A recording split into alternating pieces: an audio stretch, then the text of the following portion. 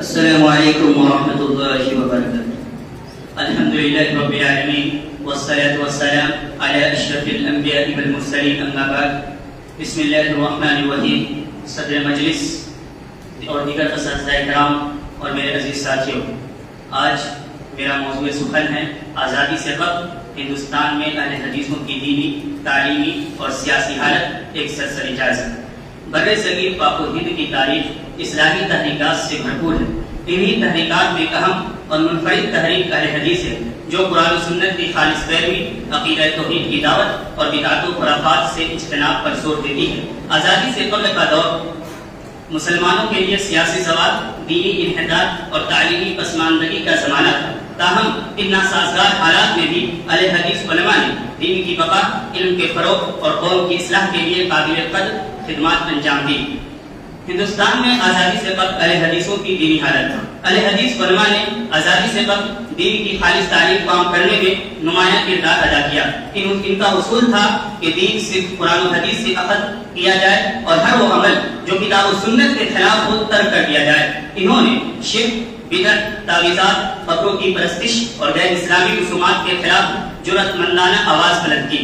شاہ اسماعیل شہید کے بارے میں ڈاکٹر رفیع اللہ مسعود تیمی لکھتے ہیں کہ انہوں نے اس ابتدائی حکمرانی کو اہمیت نہ دی اور دہلی کے گلی کوچوں اور جامع مسجد کی سیڑھیوں پر واعظ و نصیحت کا سلسلہ شروع کیا۔ مولانا ابوالکلام آزاد کے بقول جن باتوں کو کہنے کی بڑے بڑوں کو بد حجروں میں بھی ہمت نہ ہوتی تھی، اب وہ سرعام کہی اور کی جانے لگی۔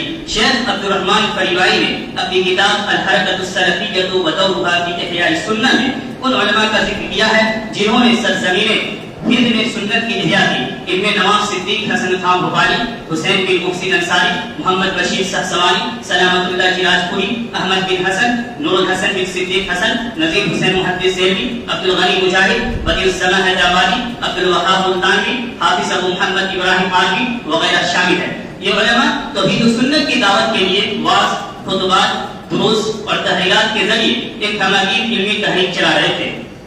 مولانا محمد حسین بٹالوی، مولانا ثناء اللہ مصری، مولانا عبد الرحمن مبارک پوری، عبد الحق بنارسی، عبد الحق حقانی اور عبد العزیز رحیم آبادی وغیرہ نے بھی بر صغیر میں دینی بیداری پیدا کرنے میں اہم کردار ادا کیا، جیسا کہ ڈاکٹر بہاؤالدین نے اپنی کتاب تاریخ اہل حدیث میں ذکر کیا ہے۔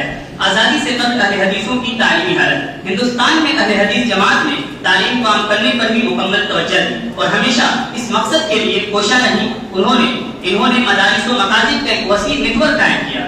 مثال کے طور پر امرتسر میں عبداللہ بزرگی نے میاں نذیر حسین دہلوی سے علم حدیث حاصل کرنے کے بعد اپنے گاؤں میں دارالتدریس کے نام سے ایک مدرسہ قائم کیا۔ ضلع فیروز پور کے علاقے لکھوکے میں الجامعۃ المحمدیہ کے نام سے ایک مدرسہ کی بنیاد رکھی گئی۔ حضرت میاں نذیر حسین دہلوی کے شاگرد مولانا ابو محمد ابراہیم عالوی نے 1880 عیسوی میں صوبہ بہار کے ضلع آرا میں مدرسہ احمدیہ سلفیہ کی بنیاد رکھی۔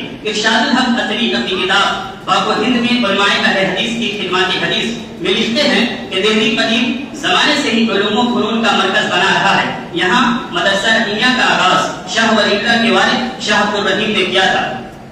1857 عیسوی کے کچھ عرصے بعد جب شاہ محمد اسحاق مکہ مکرمہ ہجرت کر گئے تو ان کی مسند پر میاں نذیر حسین محدث دہلوی جلوہ افروز ہوئے اور ان کا مدرسہ میاں صاحب کے نام سے مشہور ہوا۔ اس کے علاوہ دہلی میں مدرسہ علی جان، مدرسہ ریاض العلوم اور مدرسہ دارالعلوم اور مدرسہ دارالسلام جیسے کئی مدارس میں مختلف ادوار میں دینی تعلیم کی خدمت انجام دی۔ تاہم آج کے دور میں جو شہرت و مقبولیت مدرسہ رحمانیہ دہلی کو حاصل ہوئی وہ کسی اور مدرسے کو نہ مل سکی۔ دارالحدیث کی بنیاد شیخ عبد الرحمن اور شیخ عطاء الرحمن نے مولانا عبد العزیز رحیم آبادی کی تجویز پر 1921 عیسوی میں رکھی۔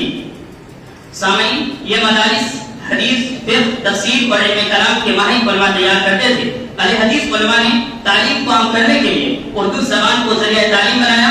انہوں نے کتابیں تصنیف کی، تراجم کیے اور عوام میں دینی شعور پیدا کیا۔ مثال کے طور پر شاہ اسماعیل شہید نے تقویۃ الایمان کے نام سے ایک اہم کتاب تصنیف کی تو سید نذیر حسین محدث دہلوی نے فتاوی نظریہ کے نام سے تصنیف کی۔ علامہ رشید رضا مصری لکھتے ہیں اگر ہماری ہندی علماء اس زمانے میں علوم حدیث کی خدمت نہ کرتے تو مشرقی ممالک سے علم حدیث مٹ چکا ہوتا۔ آزادی سے قبل اہل حدیثوں کی سیاسی حالت۔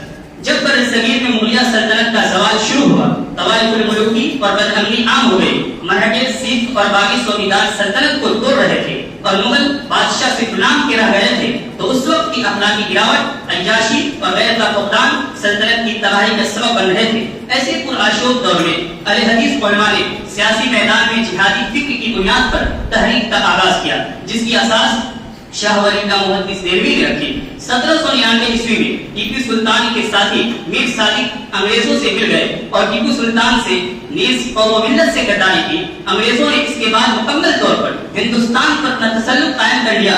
ایسے میں حضرت شاہ عبدالعزیز نے ہندوستان دارالحرب ہے کا فتویٰ دیا۔ اپنے شاگرد سید احمد شہید متوفہ 1831 کو امیر جہاد مقرر فرمایا اور ان کے ساتھی اپنے بھتیجے شاہ اسماعیل شہید، داماد اور بھانجے عبدالحی شاہ بڑھانی کو روانہ کیا۔ جنگ مظفر آباد کے بعد امیر المومنین سید احمد شہید اور ان کے رفقا نے بالاکوٹ کی وادی میں ڈیرے ڈالے، لیکن ہزارہ کے سنگدل اور زمین فروش باز مسلمانوں نے سردار شیر سنگھ کو اطلاع دے کر ان پر حملہ کروا دیا۔ اس حملے میں سید احمد شہید، شاہ اسماعیل شہید اور ان کے متعدد رفقا 1831 عیسوی میں جام شہادت نوش کر گئے۔ اہل حدیثوں کی پوری قیادت شہید ہو گئی، لیکن اس کے باوجود انہوں نے تحریک کو زندہ رکھا۔ مولانا عنایت علی عظیم آبادی اور مولانا ولایت علی عظیم آبادی بالاکوٹ پہنچے اور بقیت الصیب مجاہدین کی قیادت سنبھال کر تحریک مجاہدین کو از سر نو زندہ اور تابندہ کیا۔ جب انگریزوں نے جذبۂ جہاد کی پاداش میں اہل حدیثوں کو وہابی تہذب باقی قرار دیا اور حنفی علماء تحریک سے علیحدہ ہو گئے، تب بھی اہل حدیثوں نے اپنی جانیں قربان کر کے 100 سال تک تحریک مجاہدین کو زندہ رکھا۔ تحریک مجاہدین کے امراء اور سید احمد شہید کے جانشین جیسے مولانا ولایت علی، مولانا عنایت علی، مولانا عبداللہ، مولانا عبدالکریم، میر رحمت اللہ نے ایک مومن، عارف، بہادر اور نڈر قیادت کا کردار ادا کیا۔ 1857 عیسوی کی جنگ آزادی میں جب انگریزوں کے خلاف عالمی بغاوت بلند ہوا تو سب سے زیادہ حصہ اہل حدیثوں نے لیا۔ جنرل بخت جو کہ پکے اہل حدیث تھے نے اپنی قیادت میں دہلی پر قبضہ کیا۔ دیہات اور قصبات میں اہل حدیث عوام نے اس تحریک میں بھرپور کردار ادا کیا۔ میاں محمد شفیع نے اپنی کتاب 1857 پہلی جنگ آزادی میں لکھا ہے کہ اس جنگ میں اہل حدیث جماعت نے 5 لاکھ جانوں کی قربانی دی۔ نواب صدیق حسن خان نے آزادی ہند کے لیے اپنی حکومت و اقتدار کو قربان کر دیا۔ سید نصیر حسین محدث دہلوی نے اپنی زندگی کے حساب قید میں گزارا۔ مولانا غلام رسول محن نے سرگزشت مجاہدین میں لکھا ہے کہ 20ویں صدی کے آغاز سے نصف صدی تک اندرون ملک جماعت مجاہدین کے ساتھ مخلصانہ وابستگی رکھنے والوں میں یہ افراد شامل تھے: حاجی نور محمد صراف فیروز پوری، مولانا عبد القادر حصوری، مولانا ابراہیم عالوی، حاجی عطاء الرحمان، حاجی عبد الرحمان بانیان دار الحدیث رحمانیہ دہلی وغیرہ۔